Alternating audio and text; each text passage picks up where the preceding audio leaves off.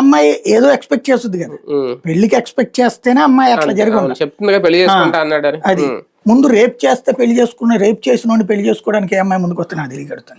పాత రోజుల్లో ఓకే, ఏదో పురాతన సినిమాలో అయితే అట్లాంటి.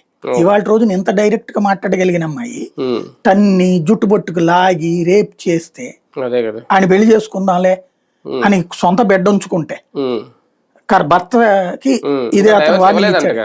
ఇదంతా కన్ఫ్యూజన్ గా ఉంది అక్కడ. అంటే ఈ అమ్మాయి చెప్పిన దాంట్లో వాస్తవం ఎంత ఉంది అనేది కూడా డౌటే. అది కంప్లీట్ గా అమ్మాయి కన్సెంట్ లేకుండా అతను చేస్తాడని నేను అనుకోను. ఇప్పుడు ఎందుకు ఎదురు తిరిగిందో సంథింగ్ ఉంది.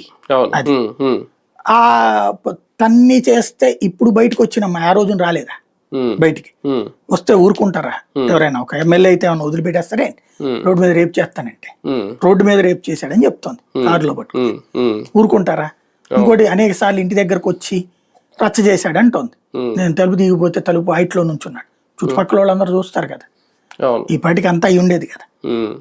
అక్కడ వాస్తవంగా అతని గొడవ ఏంటంటే అక్కడ టీడీపీ ఇన్ఛార్జే కీలక పాత్ర పోషిస్తున్నాడు, తనని పక్కన పెట్టేస్తున్నారు, ప్రోటోకాల్ కూడా ఇవ్వట్లేదు అని చెప్తున్నాడు అతను. అట్లాంటప్పుడు ఇప్పుడు అతన్ని టీడీపీ వాళ్ళు ఫోకస్ చేశారు, వైసీపీ వాళ్ళు ఫోకస్ చేశారు అతన్ని. అది చర్చే అక్కడ. చిత్తూరు జిల్లాలో ఈ పెద్ద తతంగాలు ఉంటాయి, చిత్తూరు కడప ఈ ఏరియాల్లో అంతా కూడా ఈ పెద్ద నడుస్తున్నాయి వ్యవహారం. ఇప్పుడు అమ్మాయిది ఎవరు శ్రీకాళహస్తి అమ్మాయి కూడా అంతే కదా, ట్రాపే కదా. ఇక్కడ రెండు కోణాలు. ఒకటి ఇప్పుడు ఇతను కాపాడుకొస్తున్నారు, మరి అమ్మాయిని ఎందుకు వినుతాను ఎందుకు పెట్టారు? అమ్మాయి విషయంలో మీరు యాక్షన్ తీసుకుని ఇతనికి వచ్చేటప్పుడు కంటే ఇతను ఒక్కడికే ఎందుకు వచ్చింది వాల్యూ? ఇది చర్చకు వస్తుంది కదా. ఫస్ట్ బేసిక్ గా ఎథికల్ అంటే పవన్ కళ్యాణ్నే ఇప్పుడు తెలుసుకోవాల్సింది ఏంటంటే తన పార్టీలో కూడా రాజకీయం ఉంటది, ఇదే పని జగన్ కైనా ఉంటది.